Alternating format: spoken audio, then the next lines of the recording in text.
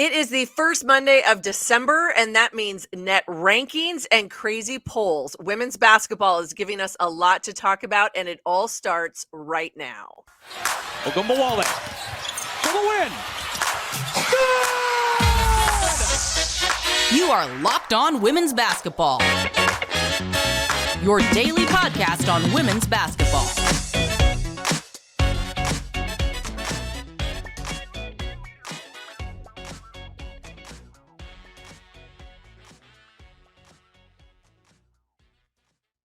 Happy Monday, friends. It is December 5th, 2022. I am Missy Heidrick, National Women's Basketball Correspondent here at The Next, and so happy to have you with us. Thank you for making Locked On Women's Basketball your first listen every day. We are free and available wherever you get your podcasts. You can follow me on Twitter at Missy Heidrick, but be sure to follow The Next at www.thenexthoops.com, as well as on Twitter, and this podcast at Locked On WBB.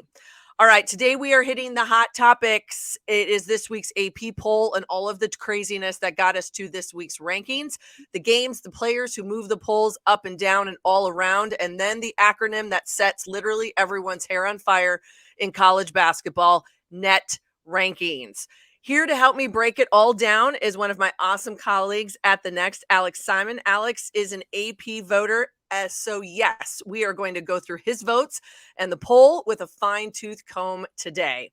But Alex, let's start with, like I said, it's that little acronym that seems to set everyone's hair on fire the first Monday of December, because we get the first net ranking.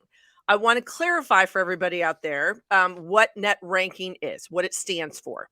It stands for NCAA Evaluation Tool. Now, in the world of women's basketball, I want to preface this by saying that it is a sorting tool that is used by the committee when they come to tournament selection to measure a team's quality and help evaluate their resumes for selection and seeding for the NCAA tournament. The old days when we relied on things like RPI, which was a formula of winning percentage, etc., we don't really use that as much anymore. But in women's basketball, it is different than men's college basketball. Net ranking is just one of a host of criteria. So as we sit here on this first day, on Monday the 5th, the first rankings have come out. They'll come out every day now from here into the end of the season. What strikes you as interesting? What was a surprise to you? And again, why does this seem to set everyone's hair on fire right away? Well, first off, thank you for having me. But I think part of it is just that it's a system to use that's outside of what we otherwise evaluate teams as. Yeah. And especially, I actually like the fact that the net rankings don't just instantly start you off with kind of a preconceived notion and have to bake in like what we thought a team was supposed to be the previous year or what we expected them to be. And we wait, we're 4 weeks into the season now before we finally get the net ranking. So for the most part, I think the fewest games teams really have played is like everybody's got 5-6 games at minimum. Some are even, I think Stanford's already had 11 games this season. So by waiting, we do get a little bit more of a sense. It's more of a, what do you look like right now picture via the net. That said, there is some parts of the formula that I think why people find it so infuriating at times is that there's a lot that kind of eye test wise would tell you, I don't know if I agree with that. And we can get into quite a few of those, frankly, but there's a few that stand out in particular to me that it's just like, wow, that's not where I thought that team was. Well, okay, so I think it really, if you want to put it into kind of a simplistic way to look at it, net ranking is determined by who you played, where you played, how efficiently you played, and then the result of that game, of your games. Right. When we go back to saying that this is just a host of the criteria that the selection committee uses, some of those other things that don't factor into net that will factor into criteria down the road are things like your head-to-head outcomes, non-conference records, overall records, significant wins, strength of schedule, your strength of your conference. All of that is part of the overall picture when we come to tournament selection, and that's March. We sit here today in December. I'm like you. I'm happy that we don't deal with this in November, that you've got to let people play. Like, we've got to talk about what we're seeing, what are teams looking like, what their competition has been. But I also look at it like, okay, who's been willing to go on the road, who's been willing to challenge themselves, and who's stuck at home and kind of the friendly confines of where they are. Sometimes those numbers are a little misleading. So as you look at this, I always try to say, okay, in realistic terms, the net, as we sit here today on the first time it comes out, probably your top 70 to 75 are going to be the ones that we will eventually see in the tournament. I think there'll be some movement somewhere. You may drop into the 80s or the 90s, but it's kind of that upper bucket that is the ones that people look at now and that we'll probably see going forward. Well, there's a little bit of a caveat I want to throw to that because of, as you bring up, that the net does evaluate you based off of the strength of your conference. But it does mean that teams in strong conferences can end up getting super inflated super early compared to what maybe their talent is on the court if they play a soft non-conference schedule. One team I want to highlight in part because they've had a really good season so far. And I mean, if you're 10-0 at this point in the season, you're 10-0. That's not nothing to sneeze at. But Virginia is currently in this initial net rankings up at 25th overall in the country. Yeah. Now, part of that is that they've gone 7-0 at home. They really, so far this season, have not played a very difficult schedule compared to what they're going to get once they get to the ACC. I think they beat Wake Forest already in conference, but for the most part, they've been playing mid-majors, most of them at home. They did get a nice win over Minnesota, but Virginia, I think most people would expect them to be at or literally at the bottom, if not near the very bottom of the ACC. But because they are the ACC team, they can end up being inflated early on in the net compared to where they would be. So even with teams that, wow, like there's another one, USC out west is 8-0, and they're at 27th in the net because the Pac-12 is a really good conference. But USC has also played what I would consider a not very tight schedule. There's a team at the very top that we can maybe hold off and get into in a little bit that is very much that team in my mind, especially when you watch them play on the court. But undefeated is undefeated. So we'll tease that one out for a minute, though. Yeah, absolutely. Before we do that, I want to talk mid-major because I think that's also one thing that jumps into this net conversation quite a bit. That we are seeing more and more mid-major programs make their way into the AP and the coaches poll. A, they're challenging themselves. B, these are solid programs with a lot of talent. We're seeing the transfer portal make a difference, I think, in some of these aspects. But maybe on the flip side, where it's veteran players that are staying at these places for 3-4 years.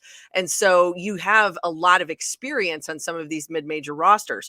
But a few of them that jump out to me as you look at it, I mean, I know the Big East is kind of sits in that middle bucket. You're going to get somebody mad here. I know I am. Big East to mid-major. I know I am. And I think partly because I'm here in the Midwest, because most people have always looked at Creighton as a mid-major program. And I think that was because of their, former affiliation with the Missouri Valley before they went to the Big East, all of those things. But if I look at Creighton, they come in at number 12, at number 10, not necessarily a mid-major. But then you've got Gonzaga at 20. Middle Tennessee State is the other team in the top 30. And then and they are at 26. Columbia sits at 31.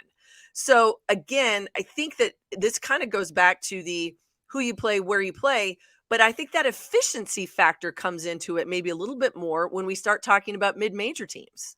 Well, and also again, with the idea that strong conferences elevates you, if you are playing in a strong conference and you, relatively speaking, weaken your non-conference, you're going to win a lot of games and you'll get the boost of being in the conference while having the wins. But for a team like, let's say USC, for example, if they were to go like 6-12 in the Pac-12, that's going to shoot their net rankings down by the time they get into conference play, even if they've done really well outside of the conference. Whereas for a lot of these mid-majors who have challenged themselves in the non-conference, when you get to conference play, if you are going to do really well in your conference, that will then add more wins to kind of elevate you. I do want to point out specifically, since you bring up Creighton, I am not going to be the one that says that's a mid-major, by the way. No. I'm leaving you to hang out on that one. But Creighton at 7-1 is ranked 10th, in part because of some of the wins they've had. They have played one home game so far this season, and 7 of their 8 contests have been road games. They had been beating just about everybody. They unfortunately took their first loss just yesterday as we record this on Monday. They lost at St. John's in their first weekend of Big East action, but they had beat Villanova on the road. They spent November going everywhere and beaten pretty much everybody. They beat South Dakota State, South Dakota, Northern Iowa. It's been an impressive run for them. I had them in my top 10 coming into this week in the AP poll. I've dropped them a little bit just because of the loss to St. John's. St. John's, by the way, not a bad team either. No. So it's certainly one where it can meet the eye test when you see how the net elevates a team. But part of the way that the formula works at this point does inflate major conference teams that have got a great record, even if we think maybe that's not where they'll end up.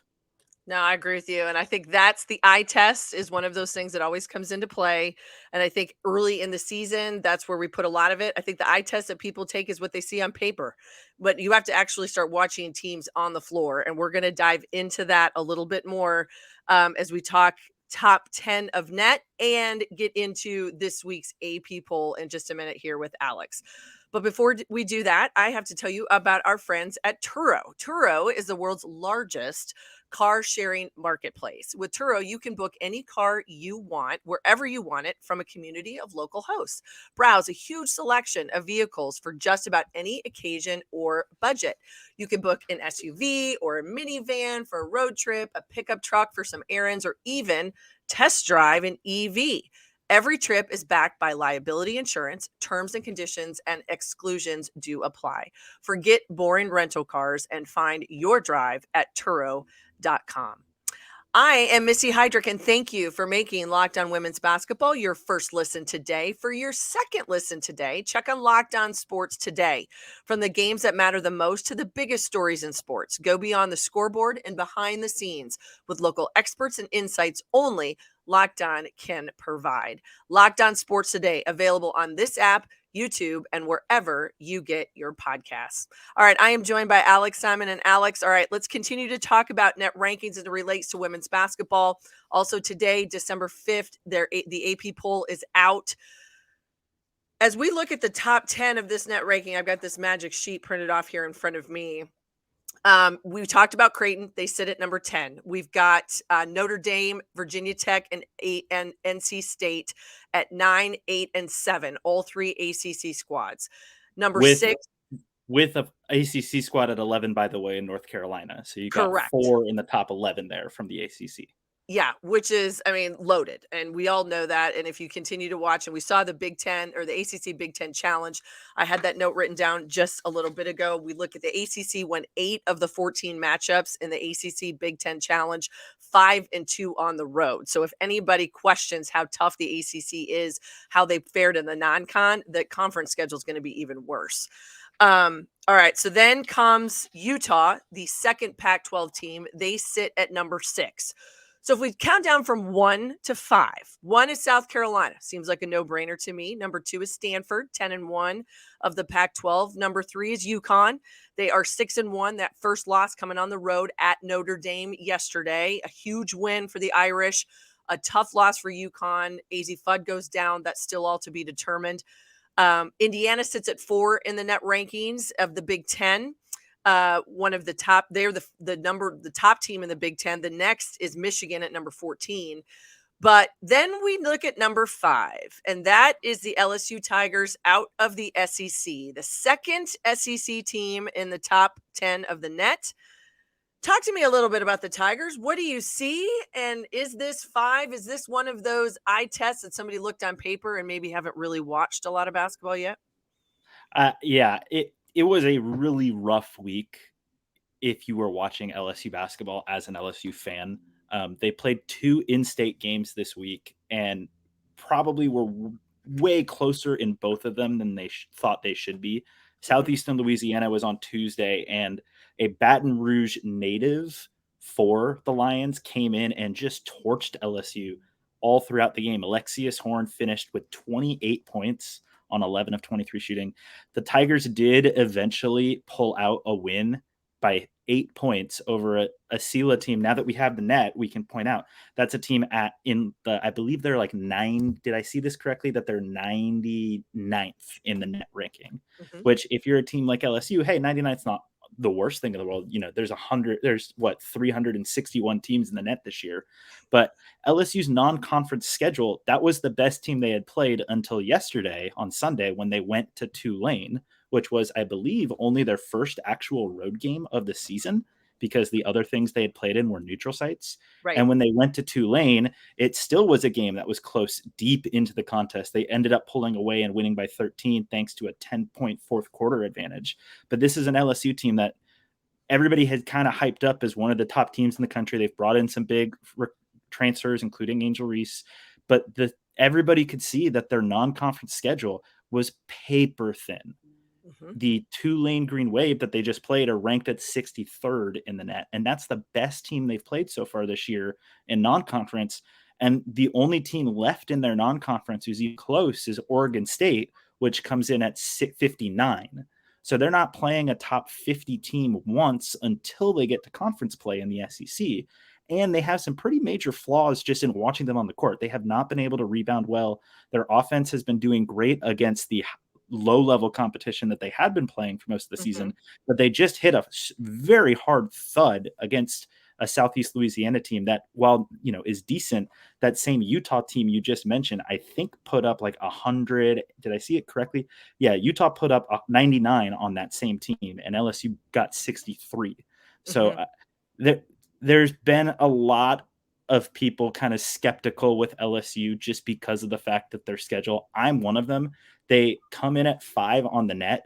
The AP poll, even in a very chaotic week this week, where several teams were moving up and down and a lot of teams had big wins, big losses, LSU stayed at 11 despite being undefeated. There's now, I think, 7 teams in front of them, that have a loss, when LSU, a top team in a top conference, is still undefeated. That, I think that's kind of everybody evaluating their schedule and saying this. I have LSU, by the way, down at like 24 in my poll, because when you're not impressing against a soft schedule, look, if you're just beating everybody up, fine, but when it's a soft schedule and you're struggling against it, that's alarming to me. Well, and it also seems like you mentioned, you're talking about 2 in-state rivals in Southeast Louisiana, and you play Tulane. Those are programs then that are going to be, they're going to be jacked up. They're going to be ready. They want to perform well. You're talking about bragging rights in the state of Louisiana to a certain extent, about, women's basketball, and saying, hey, we competed with LSU. There's all this conversation. There's a lot of bells and whistles and confetti and things that happen as it relates to LSU women's basketball. People you want to go in there and you want to perform. I feel like these teams did that and gave themselves a chance to be in the ball games. It maybe says a little bit more about LSU not being necessarily ready to play than it does about the performances of these other teams. I would have expected them to be ready to go and play well.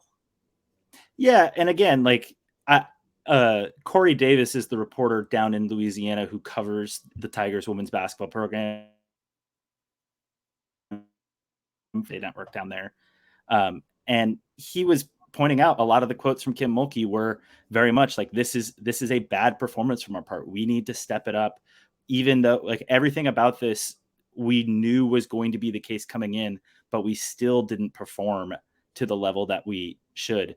And Angel Reese, in the immediate aftermath of the Sela game, said that this game humbled them, which you get the win. So it's going to look fine on the record in the long run. It's not going to be a bad loss, but that's certainly the type of thing that if you're a team that's supposed to be in the national conversation at the level that LSU is an alarming thing to hear in that regard. And especially because once they get to conference play, I'm not sure if you've looked ahead, Missy, but looking down the line, their first conference game is against Arkansas at the end of this month. And this is an Arkansas team that has looked really good so far this season.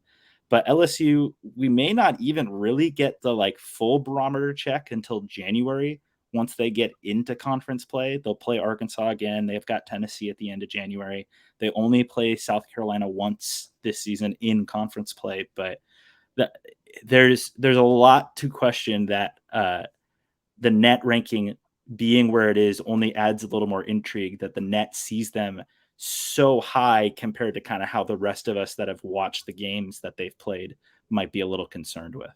Well, and it kind of comes down to the true factor of is that the net is literally a metric, and that it is a metric created on a formula, and that formula goes in and it spits it out. And whether or not, I think that's going to be the piece from today on out of how people dissect the net, keeping in mind it's one of a host of criteria that the women's committee uses in their selection, but that it is a driver and that it does give you, I think, a barometer of where teams are, but also where they may have a little bit of a false sense of security. With that said, let's talk about this week's AP poll. Let's just talk about a couple of the storylines that are on it, and then we'll come back and we'll dive into some of the teams, the movers and the shakers. No longer do we have Texas, Tennessee, or Louisville in the top 25. Louisville is out for the first time since 2016. The best ever ranking for Virginia Tech, as they sit at number 7. The best since 2009 for Ohio State, as they sit at number 3. And then a record-breaking, I believe, 619 weeks that Tara Vanderveer has had a team in the AP Top 25 poll. So those are just some of those storylines that stand out to you.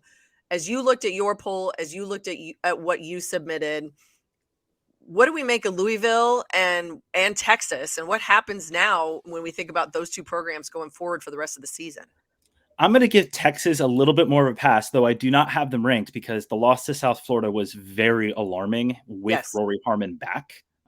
Without Rory, when they lost the 3 games in the 1 week, basically at UConn, and then the 2 games down in the Bahamas, I don't want to discredit them too heavily for it. It was actually really more the South Florida loss that really kind of stood out to me. But I think Texas is going to be one of those teams that probably ends up being okay once they get into conference play healthy. They've had a bunch of transfers. I would like to say a team that has the amount of talent that they have. I don't want to give them the excuse because you look at teams like Connecticut who have had a ton of turmoil in the run up to the season, and they've still been able to figure it out up until literally they lost the only other healthy superstar that they had for the second half of their game Sunday. So already down Paige Beckers, Fudd's not playing the second half. I can kind of see why. And that's why I think, frankly, the net even was able to recognize this, but voters have been high on UConn. They've kept UConn high. I think the Louisville and especially what happened with Tennessee in terms of off the court stuff at Tennessee, those are the ones where it's kind of a status check. Mm-hmm. Louisville's had their players, and to go and lose by double digits, I think it was even by 20, if I saw correctly, to Middle Tennessee State yesterday is a huge cause for concern. And Tennessee, there's the vagueness around Jackson and what kind of is going on with the program there. Multiple players out with a concussion. They did end up battling Virginia Tech very close. That's a little bit of an Appalachian rivalry that way. But there's certainly a lot going on there that makes you kind of have some concerns more. And I'll bring up a stat. The great Alexa Philippou over at ESPN got this from the stats and info team there. But all 3 of those teams that we mentioned were top 10 in the preseason, and they're all unranked by the 5th poll of the season. Entering this year, again, those 3 entering this year, there had only been 3 times that had happened since 1989, 1990. So we've basically had double the amount of those top 10 to weigh out in a month that we had for a generation plus, which is crazy. Yeah, it is. And 3, I mean, historically successful women's basketball programs, ones that have set the bar for others all across the country. You think about Tennessee, you think about Texas and the history and the tradition they have, and Louisville kind of one of those newer teams on the horizon, but has been successful and has put it all together over the course of the last couple of years. And then all of a sudden they were just in the Final Four last year. Right. Exactly. Yeah. I mean, and brought most of that teams back too, which is maybe the part that's even more alarming.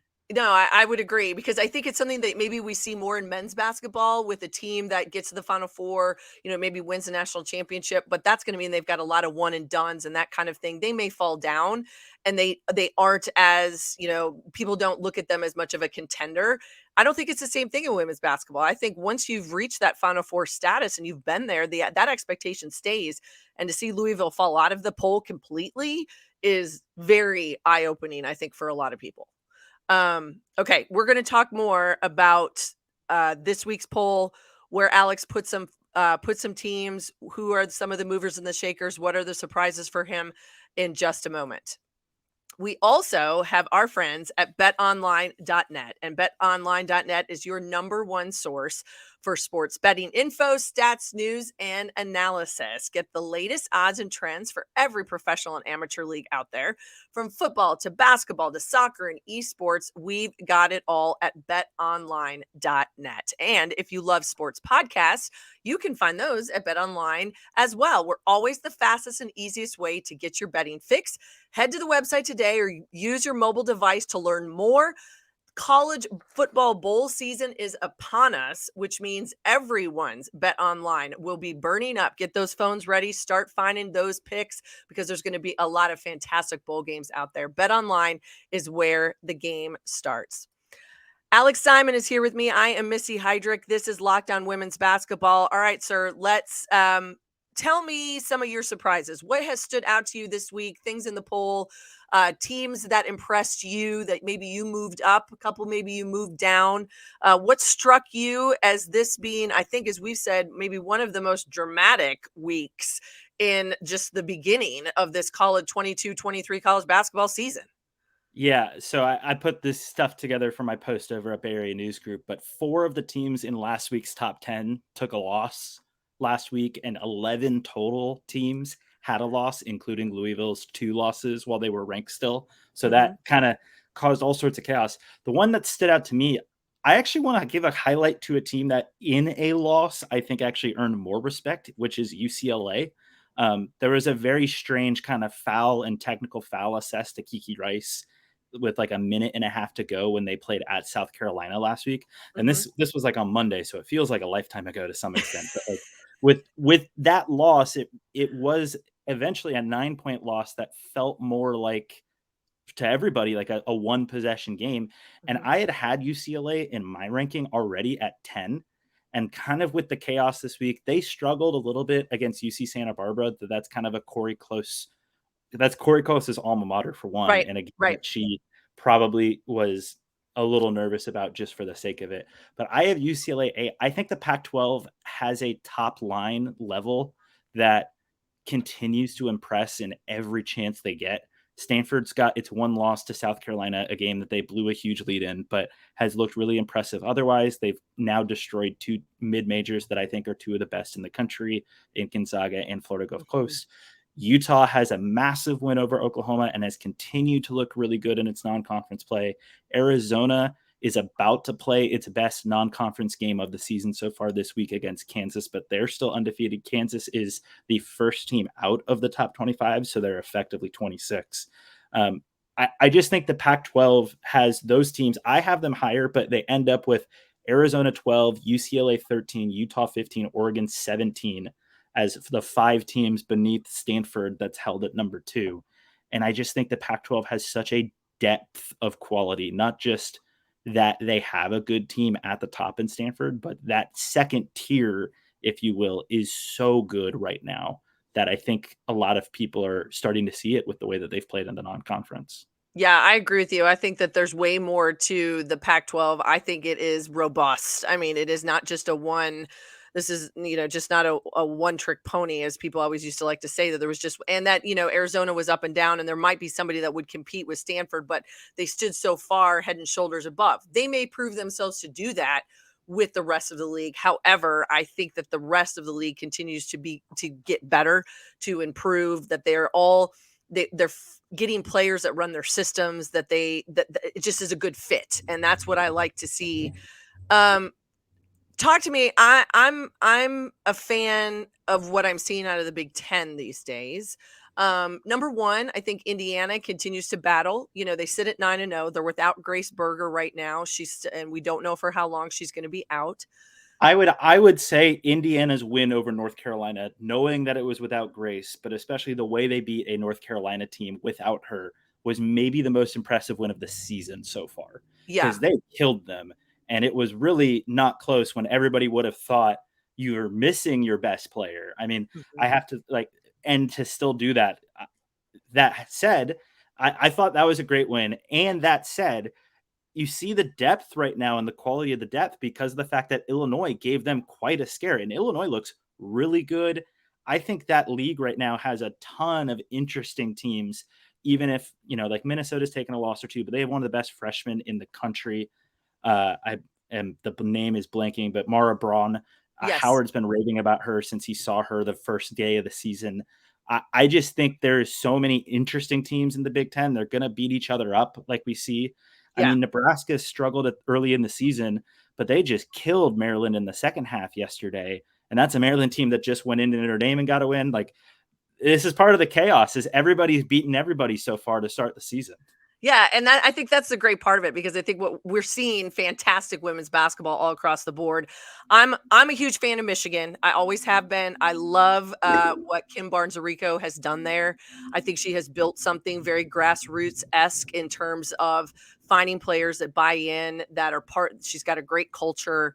A lot of people wrote them off because there was no Naz Hillman this year, that they were going to look very different. I think that they just continue to kind of slowly move up in the polls. They sit there now at 14 at 9-0. We talk about Maryland, as you said, but you got to give hats off to Nebraska for that huge win. Actually, the first time Nebraska has beat Maryland ever since they've started, they were 0-15 against Maryland prior to yesterday. So, and Nebraska gets themselves 2 votes. And I think a lot of it was because of the way they battled in such a decisive win on the road. But I just feel like the Big Ten is going to shake things up all season, like the Pac-12. There's just a lot of dynamic there that's going to make for great basketball. Yeah, and I mean, you can even see it in the way that, Iowa so far this season has challenged itself in its non-conference schedule and has picked up a few losses because of it. They already have lost to to Kansas State on the road at the game. I think, if I'm not mistaken, somebody I had that game. Yeah. They've gone and played UConn and lost. They had NC State come in as part of the ACC Big Ten Challenge and lost. They're about to get Iowa State this week as another barometer check before they really get into conference play. But throughout the league, Ohio State's got some big wins. They picked off a win in the ACC Big Ten Challenge. We mentioned Indiana already. Michigan, I do want to call out too. Michigan has a win over Baylor. They'll still face this North Carolina team before they get deep into conference play. So there's a ton of teams in this Big Ten right now that you look at and you realize it's not, again, it's kind of like what I talk about with the Pac-12. They're maybe not as clear of a number one the way that there is in the Pac-12, in part because both Ohio State and Indiana look really good, and Iowa, you still believe in the talent, but the depth of teams that are going to be tournament teams. I think there's a reason why ESPN's bracketology has 9 Big Ten teams, maybe 10 in there, because it is that deep of a league as well as that good. And it's December 5th. So if we want to try to prognosticate, best of luck, because what it looks like. That's what we all do in the AP poll, Missy. That's it's all just a prognostication, right? So that's exactly right. You get, that's how it works, because what you do today on the 5th, next Monday, it probably will look absolutely nothing like this. So I started my season with Texas as the number 3 team in the country, and they're no longer here, right? That's the fun of this, right? We're all learning as we go. Other than LSU, of which, from your own personal poll, as you looked at it, not at all where you have them in your rankings, what's the surprise for you, good or bad, or I shouldn't say good or bad, but in the sense of what came out in the poll and what surprised you the most for this week? Yeah, I think the one that stood out to me as a surprise, there's 2 that I'm going to say for the same reason. I think most voters did what I did as well, which was to drop UConn just a little bit for the loss, in part because other teams had looked really good in their wins. I had Indiana and Ohio State and Virginia Tech leap over UConn, but the fact that the AP poll ended up with Notre Dame at 5 over UConn, to me as a whole voting group, I was shocked by that, because of the fact that UConn has beaten several of the other teams in the top 25. And we just saw Notre Dame take a pretty gnarly L to Maryland. And this is a Maryland team that, again, like we said, just went and got boat raced by Nebraska. So I kind of looked at that, and I get part of the thought, which is Notre Dame just beat this UConn team.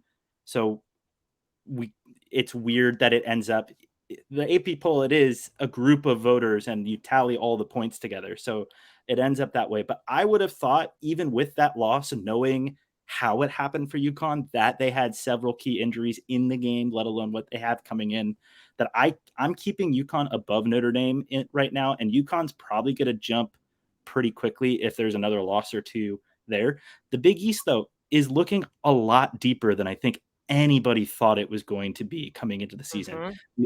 I've loved Creighton from the start. And for Creighton to lose to St. John's, which is a good team, but not a team I thought that was going to beat Creighton, it looks like a bit of a mess right now all throughout the conference. And that's a good thing, I would say. There's teams that have taken some surprising losses in the conference from what we would have thought.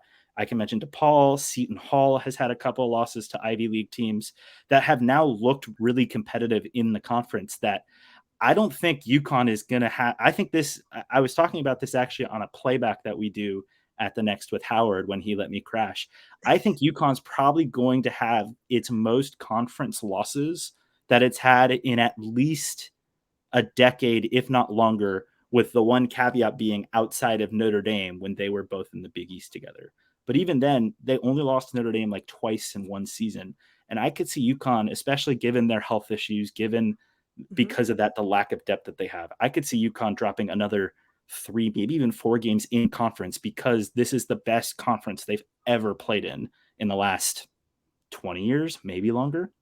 Well, and I think the Big East is also showing that as it becomes much more of a relevant women's basketball conference, then these become very difficult places to go play on the road. So what used to be just an automatic W when you went to Creighton or when I played at Villanova, well, that isn't necessarily the case anymore. So now you've got UConn that's got to go on the road. They got to go to Creighton. They've got to go to Villanova. They're going to have to go to Marquette. You've got St. John's, who's got 14 votes in the poll. Marquette with 30. Seton Hall gets a vote. So this is not something that you can just write these off and automatically put in the W column. You're going to have to figure out a way to win on the road in this league, steal some, and then you better hold home court as well. That's where I think that's going to really push comes to shove in the Big East. And I think for one, it is interesting to point out UConn did lose a home game in conference last year to Villanova, if I'm remembering that correctly. But I would tend to think I agree with you that UConn is probably likely to defend its own home court frequently throughout conference play, but going on the road each and every night is going to continue to be a challenge, because this league is now like 5 or 6 teams deep and 5 or 6 tournament team level deep, let alone there's still at least 2 or 3 teams that aren't maybe NCAA tournament teams that are still challenging opponents to play night in and night out. I think that will certainly make things way more interesting, especially because UConn still has added its few very difficult non-conference games during the middle of conference season. We'll get a UConn South Carolina game. They'll play Tennessee. It's shaping up to be a season where you never really can go into a game knowing what to expect. And I will point out, UConn hosts Princeton, and if they're not fully healthy on Thursday, that is a very good Princeton team. I'm just saying. They are. And I would say that's one of the ones I have circled. You mentioned Iowa State at Iowa. Kansas goes and plays Arizona. I think there are some matchups this week that will tell us a lot about some of these teams in the top 25 poll. Week 5, December 5th, the first Monday of the month, you put net rankings and this poll together. And like I said, it has created a whole host of conversation out there for everybody in the world of women's basketball. All right, Alex, before I let you go, I'm a Midwesterner here. The Big 12 is my wheelhouse. So I was out and about yesterday, actually had to do a game, and then was with my son at his youth games, got home and saw the ticker. And, oh, hey, by the way, Brock Purdy had to be inserted into the lineup. I know you're out there in the Bay Area, a lot going on in the 49ers, but what probably could have been the mayor of Ames himself, Brock Purdy from Iowa State, getting the nod out there for the 49ers. How did that go over yesterday? He looked great for the most part. By the way, Brock Purdy, even more of a convergence here because he's an Arizona guy, and I lived in Arizona for a long time too. So I've been seeing Brock Purdy before, and he the backup quarterback role was thought to be his until they figured out a way to keep Jimmy Garoppolo, and then Trey gets hurt, and then Jimmy gets hurt. So the Bay Area is going to get to learn a whole heck of a lot about Brock Purdy this week. But I'm not going to worry about that Cyclone until after we see what the Cyclones do in Iowa City on Wednesday. We got to see what Ashley Jones and the Cyclones are going to do against the Hawkeyes in a game that has become, I think, even more intriguing because both of those teams have struggled a little bit this season. I think you're right. It's going to be a very Iowa State heavy week in my life. That's for sure. There you go. Well, you can pull up all of the old stats from his college times. You'll know everything you needed to know about Iowa State football, in addition to great women's basketball action that's coming up. All right, Alex Simon has been fantastic. I'm so happy he's been here today. Alex, where does everybody find you on a daily basis, my friend? I'm over at Bay Area News Group, the San Jose Mercury News. If you head to mercurynews.com for our content, I'm on Twitter at Alex Simon Sports. Same handle on Instagram. Same on whatever social media platform we're supposed to push today. I don't know what it's going to be, but we'll figure it out. But I am always a fan of The Next, and this place has meant so much. So make sure you also head over to at The Next Hoops on Twitter to see everything that we do here.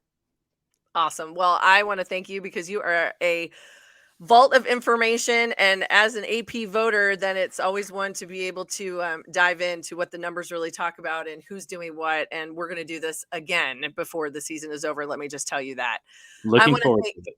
I want to thank Alex. I want to thank all of you for joining us today. Thank you for listening. Thank you for watching. You can find me, Missy Heidrick, on Twitter at Missy Heidrick.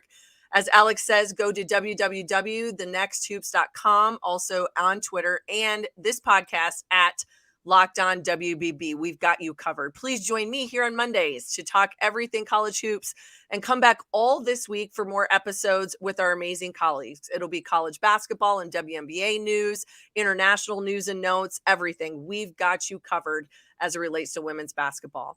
Thank you for making Locked On Women's Basketball your first listen. For your next listen, check out the Locked On Sports Today podcast.